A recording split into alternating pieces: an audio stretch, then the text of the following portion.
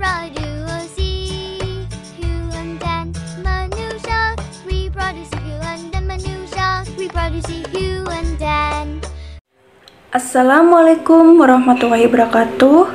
Kami dari kelompok Reproduksi pada Manusia dan Hewan dengan dosen pengkampu Bapak Bayu Widianto, MSI, yang dianggotai oleh Muhammad Hanif Firdaus dengan NPM 182000028 dan saya sendiri Sekiato Mahula dengan NPM 18206000029 dan yang terakhir yaitu Nurfat Maningsi dengan NPM 182060030.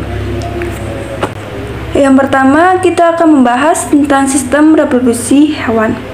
Untuk sistem reproduksi hewan meliputi yang pertama ada alat reproduksi pada Aves, yang kedua alat reproduksi Pisces, yang ketiga reproduksi amfibi, yang keempat ada alat reproduksi mamalia, dan yang kelima ada alat reproduksi reptil. Yang akan dibahas pertama kali yaitu ada Aves. Nah, untuk Aves, pada populasi Aves pada burung betina hanya ada satu ovarium, yaitu ovarium kiri. Ovarium kanan tidak tumbuh sempurna dan tetap kecil yang disebut dengan rudimenter. Ovarium dilekati oleh suatu corong penerima ovum yang dilanjutkan oleh oviduk. Ujung oviduk membesar dan menjadi uterus yang bermuara pada kloaka. Pada burung jantan terdapat sepasang testis yang terhimpit dengan ureter dan bermuara di kloaka. Fertilisasi akan terjadi di daerah ujung oviduk dan saat sperma masuk ke dalam oviduk. Ovum yang telah dibuahi oleh akan bergerak mendekati 77 kloaka. Saat perjalanan menuju kloaka di area oviduk, ovum yang telah dibuahi sperma akan dikelilingi oleh materi jangka berupa zat kapur telur dapat menetas jika dirami induknya. Dan selanjutnya yaitu ada Pisces. Sistem genitalia jantan testis ikan berbentuk seperti kantong dengan lipatan-lipatan, serta dilapisi dengan suatu lapisan sel spermatogenik. Sepasang sperma jantan bergerak melalui 78 vas deferens menuju celah urogenital. Testis berjumpa sepasang berbentuk oval dengan permukaan yang kasar. Saluran reproduksi pada elasmoranchi, beberapa tubulus mesonephros bagian anterior akan menjadi ductus efferent. Bahkan posterior ductus efferent berdilatasi membentuk vaskulasi seminalis. Lalu dari sini akan terbentuk kantung sperma. Ductus efferent akan bermuara di kloaka secara terpisah. Fertilisasi pada ikan ada dua cara, yaitu pembuatan di daerah internal atau fertilization dan pembuatan di luar yaitu external fertilization. Ikan yang melakukan pembuahan di luar disebut ikan ovipar. Ikan jenis ini mengeluarkan telur ari dalam tubuhnya untuk dibawahi oleh si jantan. Proses pembuatan sel telur atau oosit ini oleh sel sperma berlangsung di luar tubuh ikan, di mana sperma memasuki sel telur melalui sebuah lubang yang disebut dengan mikrofil. Ikan yang melakukan pembuahan di dalam disebut ovovivipar. Ikan jenis ini berkembang biak dengan cara melahirkan. Embrio berkembang biak dalam tubuh induk betina. Selanjutnya yaitu ada reptil. Reptil betina menghasilkan ovum di dalam ovarium. Ovum kemudian bergerak di sepanjang oviduk menuju kloaka. Reptil jantan menghasilkan sperma di dalam testis. Selanjutnya ada amfibi. Amfibi atau amfibia adalah hewan bertulang belakang atau vertebrata yang hidup di dua alam, yaitu di air dan di daratan. Amfibi membuahi telur mereka dalam dua cara, yaitu fertilisasi eksternal dan fertilisasi internal. Fertilisasi eksternal digunakan oleh sebagian besar katak dan kodok, di mana jantan memegang betina dalam pose yang disebut amplexus. Dalam amplexus, sperma jantan dirilis di atas telur saat mereka diletakkan terlalu berisiko dalam metode yang digunakan oleh banyak salamander, di mana di deposito paket sperma jantan yang disebut spermatophore diletakkan ke tanah. Betina kemudian menariknya ke kloakanya, di mana fertilisasi terjadi secara internal.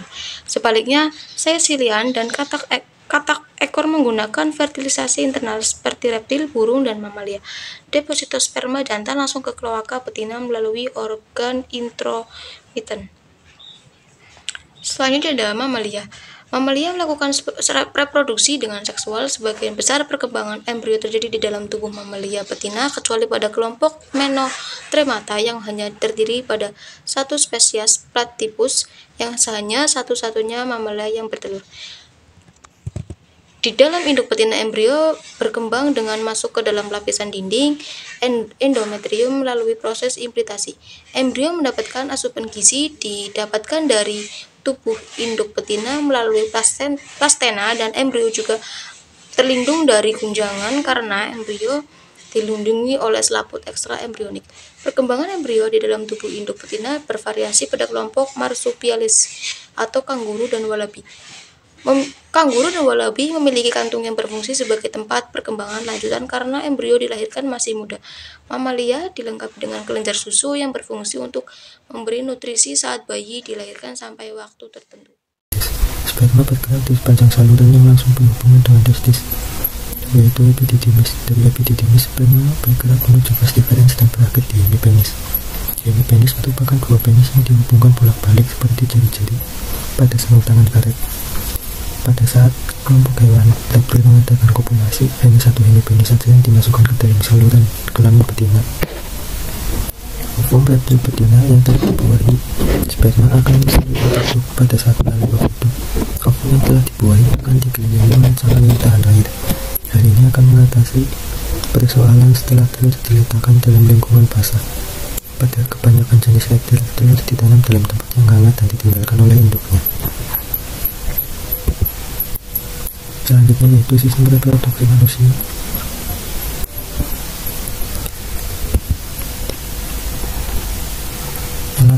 Alat reproduksi laki-laki. Selanjutnya yaitu alat reproduksi laki-laki. Kelamin atau alat reproduksi pada pria memiliki dua fungsi, yaitu untuk menghasilkan sel-sel kelamin dan menyalurkan sel-sel kelamin tersebut ke saluran kelamin wanita.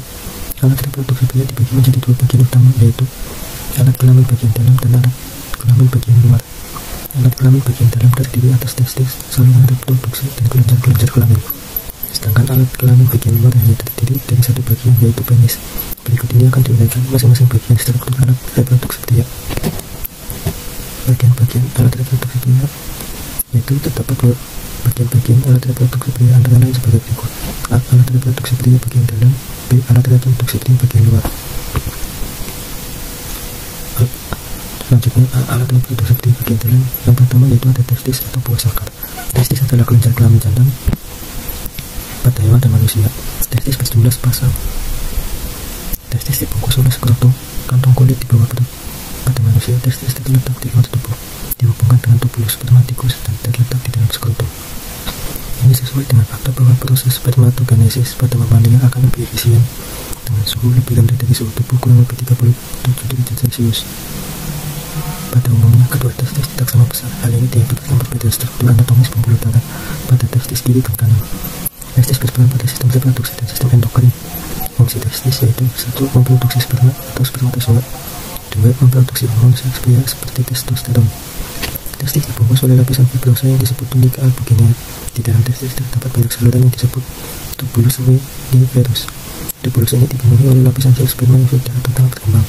Sel benih yang sudah siap untuk diejakulasikan akan bergerak dari tubulus menuju testis, ductus efferens, dan epididymis.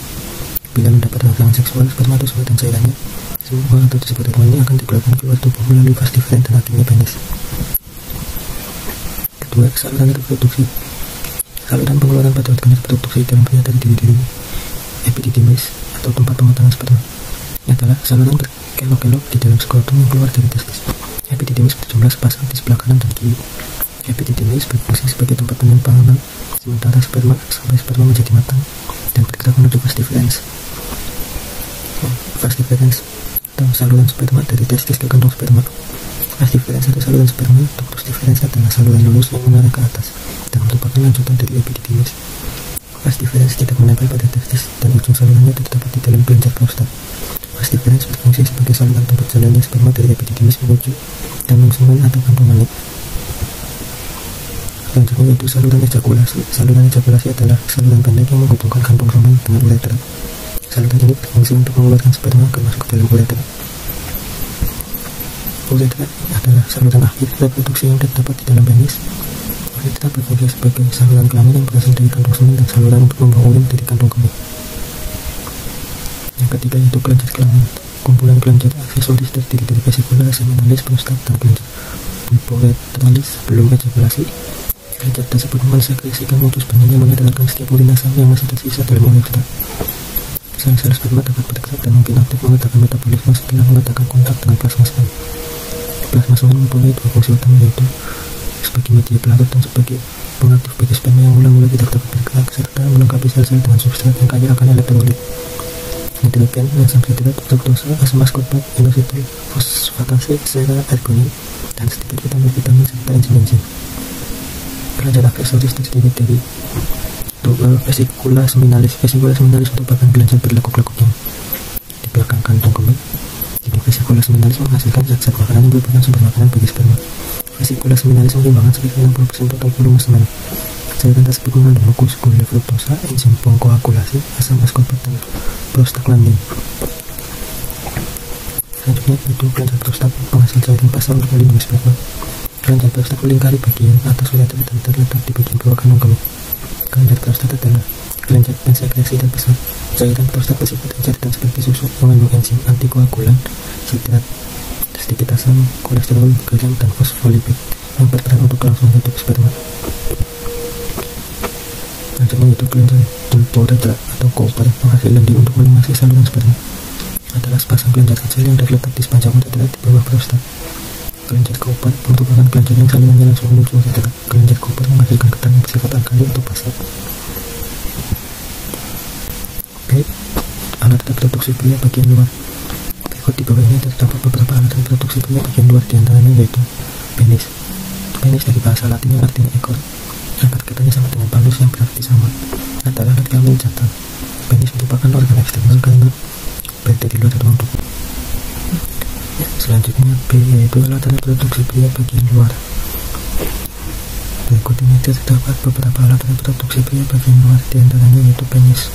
Penis dari bahasa Latin yang artinya ekor atau akar katanya sama dengan palus yang berarti sama. Adalah alat kelamin jantan. Penis merupakan organ eksternal karena berada di luar ruang tubuh. Pada manusia, penis terdiri atas 3 bangunan silinder berisi jaringan spons. Dua rongga yang terletak di bagian atas berupa jaringan spons corpus cavernosa. Satu rongga lagi berada di bagian bawah yang berupa jaringan spons corpus spongiosum yang membungkus uretra. Ujung penis disebut dengan gland penis.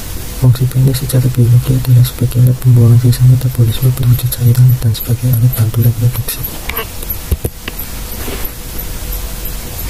Skrotum. Skrotum adalah kantong yang membungkus testis atau buah zakar. Skrotum terletak di antara penis dan anus serta di depan perineum. Pada wanita, bagian ini serupa dengan labia mayora. Skrotum berjumlah sepasang, yaitu skrotum kanan dan skrotum kiri. Di antara skrotum kanan dan skrotum kiri dibatasi oleh sekat yang berupa jaringan ikatan otot polos atau otodartos. Otodartos berfungsi untuk menggerakkan skrotum sehingga dapat mengerut dan mengendur. Di dalam skrotum juga terdapat serat-serat otot yang berasal dari penerusan otot lurik dinding perut yang disebut otot scremaster. Pada skrotum manusia dan beberapa mamalia bisa terdapat rambut pubis. Rambut pubis mulai tumbuh sejak masa pubertas.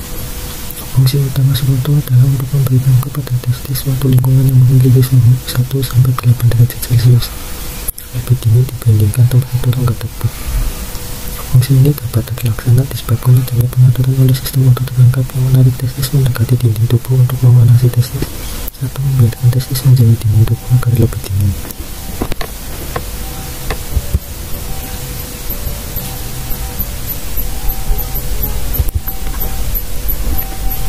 Selanjutnya yaitu hormon pada pria. 1. Testosteron. Testosteron disekresi oleh sel-sel Leydig yang terdapat di antara tubulus seminiferus. Hormon ini penting bagi tahap pembelahan sel-sel germinal untuk membentuk sperma, terutama pembelahan meiosis untuk membentuk spermatosit sekunder. Yang kedua, LH, luteinizing hormon. LH disekresi oleh kelenjar hipofisis anterior. LH berfungsi berfungsi menstimulasi sel-sel leukemia untuk mensekresi testosteron. Ketiga, FSH, Follicle Stimulation Hormone. FSH juga disertasi oleh sel-sel kelenjar hipofisis anterior dan berfungsi menstimulasi sel-sel sertoli. Tanpa stimulasi ini, pengubahan spermatid menjadi spermatid tak akan terjadi. 4. Estrogen. Estrogen dibentuk oleh sel-sel sertoli ketika distimulasi oleh FSH. Sel-sel sertoli juga mensekresi suatu protein pengikat androgen yang mengikat testosteron dan estrogen serta membawa keduanya ke dalam cairan pada tubulus seminiferus. Kedua hormon ini tersedia untuk pematangan sperma. 5. Hormon pertumbuhan. Hormon pertumbuhan diperlukan untuk mengatur fungsi metabolisme testis. Hormon pertumbuhan secara khusus meningkatkan pembelahan awal pada spermatogenesis. Selanjutnya, ada spermatogenesis dan spermatozoa. Pada proses pembentukan sperma ini dinamakan spermatogenesis, berada pada tubulus seminiferus di dalam testis. Di dalamnya terdapat dinding yang terlapisi oleh sel germinal, disebut dengan spermatogonium dengan jamak spermatogonia. Setelah mengalami pematangan, spermatogonium membanyakkan diri yang disebut dengan mitosis. Sedangkan sebagian spermatogonium yang lain melakukan spermatogenesis. Nah, untuk yang di atas merupakan tempat berlangsungnya spermatogenesis. Untuk selanjutnya yaitu ada proses spermatogenesis. Nah, untuk pada fase awal spermatogenesis, spermatogonium bersifat diploid 2N atau mengandung 23 pasang kromosom. Selanjutnya spermatogonium akan berubah menjadi spermatosis primer secara mitosis. Untuk berikutnya ada spermatosis primer membelah menjadi spermatosis sekunder atau biasa dinamakan meiosis 1. Jumlah spermatosis sekunder ada 2, sama besar dan bersifat haploid yang sama dengan 23 kromosom. Meiosis 2. Spermatosis sekunder membelah diri menjadi 4 spermatid yang sama bentuk dan ukurannya. Selanjutnya spermatid berkembang menjadi sperma matang yang bersifat haploid. Setelah matang, sperma menuju saluran epididermis. Proses ini terjadi kurang lebih 17 hari. Energi yang digunakan proses spermatogenesis berasal dari sel-sel sertoli. Di samping merupakan gambar spermatogenesis. Yang selanjutnya ada spermatozoa. Sperma terdiri dari kepala, leher, bagian tengah, dan ekor. Kepala sperma dilindungi akrosom atau haploid yang mengandung enzim hyaluronidase dan proteinase yang berfungsi saat penembusan lapisan sel telur. Pada tengahnya terdapat mitokondria kecil berfungsi menyediakan energi untuk menggerakkan ekosperma.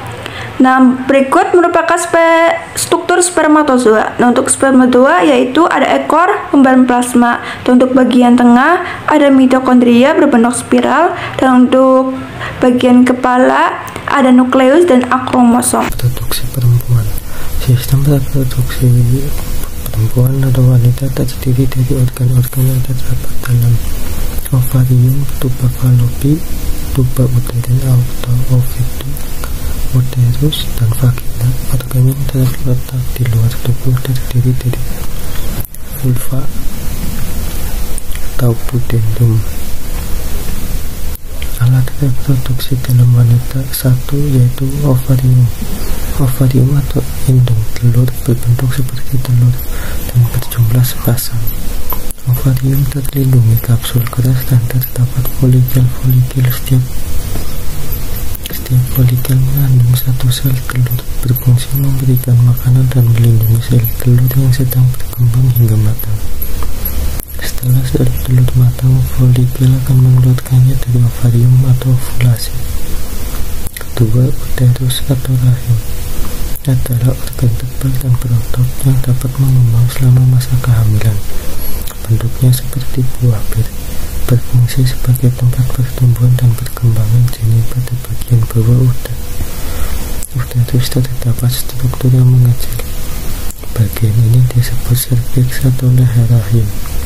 Lapisan penyusun uterus yakni lapisan terluar dari metrium, lapisan tengah yang berotot myometrium, dan selaput rahim atau lapisan terdalam endometrium. Lapisan endometrium mengandung banyak pembuluh darah dan lendir. Alat reproduksi perempuan. Yang ketiga, ada vagina, merupakan saluran dengan dinding dalam berlipat-lipat dan memanjang dari rahim ke arah vulva 7-10 cm. Bagian luar vagina berupa selaput yang menghasilkan lendir dari kelenjar Bartolini. Vagina berfungsi sebagai saluran kelahiran yang dilalui bayi saat lahir, juga berfungsi sebagai tempat kopulasi. Saluran reproduksi. Saluran reproduksi wanita yang berfungsi sebagai jalur sel telur menuju uterus atau rahim dinamakan saluran telur oviduk atau tuba fallopi. Pada bagian pangkalnya terdapat bagian mirip corong yang dinamakan infundulum yang berjumbai-jumbai membrane. Fungsinya penangkapan sel telur ovum yang lepas dari ovarium melalui gerakan peristaltik, lalu disalurkan melalui oviduk menuju uterus, yaitu alat reproduksi luar wanita. 1. Yaitu vulva, bagian paling luar organ kelamin wanita yang bentuknya berupa celah. 2. Pubic bone, bagian atas dan terluar vulva yang tersusun atas jaringan lemak. Saat masa pubertas, bagian ini banyak ditumbuhi oleh rambut. 3. Bibir besar, lipatan yang jumlahnya sepasang di bawah mons pubis. 4. Bibir kecil, bagian dalam labia mayora terdapat lipatan kelenjar tipis, tidak berlemak dan berjumlah sepasang. Fungsi kedua bagian ini adalah sebagai pelindung vagina. 5. Klitoris, tonjolan kecil yang mengandung banyak ujung-ujung saraf perasa sehingga sangat sensitif. Seperti halnya penis laki-laki, klitoris akan bereaksi bila ada rangsangan. 6. Orifisium eretrae, muara saluran kencing. 7. Selaput darah atau hymen, bagian yang mengelilingi tepi ujung vagina yang berselaput, mukosa dan mengandung banyak. Selanjutnya ada hormon reproduksi wanita. Tubuh wanita mengalami beragam perubahan seiring proses alami yang dilaluinya, mulai dari pubertas, ovulasi, menstruasi, hingga kehamilan dan menyusui. Berbagai proses tersebut terjadi berkat adanya macam-macam hormon di dalam tubuh wanita. Hormon merupakan zat kimia yang diproduksi oleh sistem endokrin dalam tubuh dan berfungsi untuk membantu mengendalikan hampir semua fungsi tubuh, seperti pertumbuhan, metabolisme, hingga kerja berbagai sistem organ, termasuk organ reproduksi. Macam-macam hormon wanita. Yang pertama ada progesteron. Hormon progesteron berpengaruh terhadap siklus menstruasi dan ovulasi. Saat wanita mengalami ovulasi atau sedang berada di masa subur, hormon progesteron akan membantu mempersiapkan lapisan dalam rahim yang disebut endometrium untuk menerima sel telur yang telah dibuahi oleh sperma. Selama kehamilan, kadar hormon progesteron dalam tubuh tetap tinggi. Hal ini mencegah tubuh menghasilkan sel telur baru dan mempersiapkan tubuh untuk memproduksi ASI. Bila tidak terjadi pembuahan, kadar hormon progesteron dalam tubuh akan turun dan memicu menstruasi. Yang kedua ada estrogen. Hormon estrogen berfungsi untuk membantu perkembangan dan perubahan tubuh saat pubertas, termasuk perkembangan fungsi organ seksual dan memastikan proses ovulasi dalam siklus menstruasi bulanan. Hormon ini juga berperan dalam proses keluarnya ASI setelah persalinan, mengatur mood atau suasana hati, dan proses penuaan. Penurunan produksi estrogen dapat menimbulkan berbagai gangguan seperti menstruasi yang tidak teratur, vagina kering, suasana hati tidak menentu, menopause, dan osteoporosis pada wanita lanjut usia. Yang ketiga ada testosteron. Kadar hormon testosteron yang terdapat pada tubuh wanita memang tidak sebanyak pada pria, namun hormon ini tetap memiliki fungsi yang penting bagi kesehatan wanita. Hormon testosteron berperan dalam mengatur libido atau gairah seksual dan menjaga kesehatan vagina, payudara, dan kesuburan. Yang keempat ada luteinizing hormon atau LH. LH pada wanita bertugas untuk membantu tubuh mengatur siklus menstruasi dan ovulasi Oleh karena itu, hormon ini juga berperan dalam masa pubertas. Hormon ini diproduksi oleh kelenjar hipofisis di otak. Umumnya kadar hormon LH pada wanita akan meningkat saat menstruasi dan saat menopause. Kadar LH yang terlalu tinggi pada tubuh wanita dapat mengakibatkan masalah reproduksi. Yang kelima ada follicle stimulating hormone atau FSH, sama halnya dengan hormon LH. Hormon FSH juga diproduksi di kelenjar hipofisis dan berperan penting dalam sistem reproduksi. Hormon ini membantu mengendalikan siklus menstruasi dan reproduksi sel telur di ovarium. Kadar hormon FSH yang rendah menandakan bahwa wanita tidak mengalami ovulasi. Adanya gangguan pada kelenjar hipofisis atau bisa juga menandakan kehamilan. Sebaliknya, hormon FSH yang tinggi dapat menandakan wanita memasuki masa menopause, adanya tumor di kelenjar hipofisis atau gejala dari sindrom Turner. Yang keenam ada oksitosin. Hormon oksitosin yang diproduksi oleh kelenjar hipofisis di otak budi.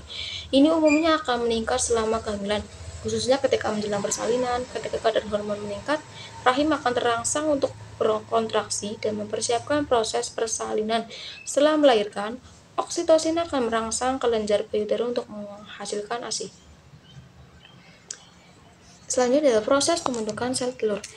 Proses pembentukan sel telur atau oogenesis terjadi di dalam kelenjar reproduksi di dalam indung telur, atau yang dikenal juga dengan nama lain ovarium. Dalam kelenjar ini dihasilkan gamet atau sel germinal untuk proses pembentukan sel telur selanjutnya. Beberapa tahap proses pembentukan sel telur yaitu yang pertama ada fase penggandaan. Ketika masa perkembangan janin, beberapa sel yang ada di dalam sel telur perempuan berukuran lebih besar ketimbang yang lain. Sel ini kemudian membelah diri, menghasilkan jutaan oogenia atau sel induk telur. Yang kedua ada fase pertumbuhan. Fase selanjutnya adalah growth phase atau fase pertumbuhan, yaitu fase yang paling lama. Pada tahap ini sel induk telur berkembang menjadi sel telur yang lebih besar atau disebut dengan oosit primer. Oosit dengan ukuran lebih kecil akan menjadi badan polar pertama. Oosit primer memiliki jumlah kromosom yang sama dengan sel induk telur, yaitu 23 pasang kromosom dan badan polar pertama. Kemudian oosit sekunder akan kembali mengalami mitosis membentuk badan polar kedua dan ootit. Fase selanjutnya adalah fase pertumbuhan, yaitu fase yang paling lama. Pada tahap ini fase selanjutnya fase pematangan, fase ketiga. Fase ketiga sekaligus fase terakhir adalah maturation phase atau fase pematangan, yaitu ketika meiosis 1 sudah terpenuhi. Saat berada dalam tahap ini, dua sel haploid terbentuk dalam folikel, namun ukurannya berbeda. Satu sel anak akan membentuk badan kutub, sementara sel anak lainnya masuk dalam tahap meiosis 2. Kemudian badan kutub akan membentuk dua badan kutub ketika oosit sekunder berada di tahap metafase meiosis kedua. Selanjutnya ada fertilisasi. Fertilisasi merupakan proses terjadinya pembuahan dan sel telur oleh sperma dan ditandai dengan bergabungnya inti kedua sel kelamin tersebut. Berlangsung di dalam oviduk. Sebelum terjadi fertilisasi, terlebih dahulu terjadi proses kopulasi atau persetubuhan. Sperma yang bercampur dengan air mani masuk ke dalam saluran reproduksi wanita yang disebut dengan vagina. Oleh enzim proteolitik, sperma yang berada dalam vagina terlihat sangat motil. Kemudian sperma bergerak menuju uterus oviduk atau yang disebut dengan tuba Fallopi. Di bagian atas oviduklah terjadi fertilisasi. Nah, untuk di bawah merupakan gambar gestasi. Untuk hari pertama, sel tunggal menjadi zigot, dan untuk hari kedua membelah menjadi 2 sel, dan hari ketiga membelah menjadi 4 sel, hari keempat membelah menjadi 10 sel, hari kelima menjadi bioptosis awal. Untuk hari kelima, hari ke-6 sampai 7 bioptosis tahap akhir. Untuk hari ke-8 sampai 9 embrio memulai implantasi, dan menjadi pembuahan, dan ovulasi melepas oosit sekunder, induk ke telur, endometrium ke rahim. Nah, untuk selanjutnya yaitu ada kehamilan atau gestasi. Sperma mengeluarkan enzim hyaluronidase dan enzim proteinase. Oleh kedua enzim tersebut, saat telur dapat ditembus oleh sperma harus menembus 3 lapisan saat telur berturut-turut, yaitu ada corona radiata, selanjutnya zona pellucida, dan membran plasma. Setelah sel telur dibuahi oleh satu sperma, segera sel telur mengeluarkan senyawa tertentu menuju zona pellucida. Senyawa tersebut berfungsi untuk melindungi sel telur supaya tidak tembus kembali oleh sperma lain. Sperma bersifat haploid, N sama dengan 23 kromosom, dan sel telur juga bersifat haploid, N sama dengan 23 kromosom. Akibatnya, pembuahan sperma dan sel telur akan menghasilkan sebuah zigot yang bersifat diploid, 2N sama dengan 23 kromosom. Zigot bergerak menuju uterus melalui oviduk dan sembari membelah secara mitosis. Pada saat ini, zigot sudah mulai berkembang menjadi embrio. Pembelahan zigot menghasilkan sel-sel membentuk plasma dan fase dinamakan morula. Pada morula, platosit dan fase dinamakan pastula. Kurang lebih 5 hari, fertilisasi platosit menempel dan endometrium dinamakan implementasi. Implementasi ini dapat menyebabkan kehamilan. Selanjutnya ada persalinan. Persalinan atau kelahiran terjadi akibat serangkaian kontraksi uterus yang kuat dan berirama. Pada stadinya yaitu ada pembukaan dan pembibitan serviks atau disebut dengan leher rahim, dilanjut dengan diatasi sempurna. Lalu kedua ada ekspulsi, pengeluaran bayi, kontraksi yang kuat dan terus-menerus mengikat bayi mulai turun dari uterus menuju vagina. Yang ketiga, keluarnya bayi yang berplasenta. Plasenta bayi ini akan dipotong dan dijepit hingga menjadi busa. Data reproduksi pria. 1. Sifilis. Sifilis adalah penyakit kelamin yang disebabkan oleh bakteri. Tanda-tanda sifilis antara lain terjadinya luka pada alat kelamin, rektum, lidah, dan bibir, pembengkakan getah bening pada bagian paha, bercak-bercak di seluruh tubuh, tulang dan sendi, terasa nyeri ruam pada tubuh, khususnya tangan dan telapak kaki. Tanda-tanda penyakit ini dapat hilang, namun bakteri penyebab penyakit tetap masih di dalam tubuh. Setelah beberapa tahun dapat menyerang otak sehingga bisa mengakibatkan kebutaan dan gila. Penyakit ini dapat disembuhkan jika dilakukan pengobatan dengan penggunaan antibiotik secara tepat. 2. Gonore atau kencing nanah. Gonore, kencing nanah disebabkan oleh bakteri. Gejala dari gonore antara lain keluarnya cairan seperti nanah dari saluran kelamin, rasa panas dan sering kencing. Bakteri penyebab penyakit ini dapat menyebar ke seluruh tubuh sehingga menyebabkan rasa nyeri pada persendian dan dapat mengakibatkan kemandulan. Penyakit ini dapat disembuhkan jika dilakukan pengobatan dengan penggunaan antibiotik secara cepat. Yang ketiga, herpes genitalis. Herpes genitalis disebabkan oleh virus. Virus penyebab penyakit herpes genitalis adalah herpes simplex. Gejala penyakit herpes genitalis antara lain timbulnya rasa gatal atau sakit pada daerah kelamin dan adanya luka yang terbuka atau lepuhan berair. Selanjutnya ada alternatif dalam pengobatan.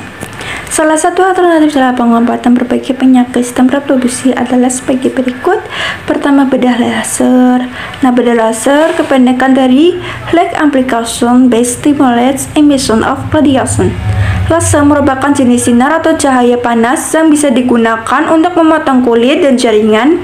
Yang kedua, ada kemoterapi, merupakan pengobatan sistematik yang bergerak pada seluruh bagian tubuh dengan cara melenyapkan sel-sel kanker yang berkembangnya sangat cepat. Kemoterapi dapat digunakan terpisah atau dikombinasi dengan satu sama lain. Kemoterapi bisa dilakukan sebelum pembedahan maupun sebelum radiasi dengan maksud untuk memperkecil ukuran tumor. Teknologi yang digunakan untuk mengobati penyakit ini adalah kanker vagina.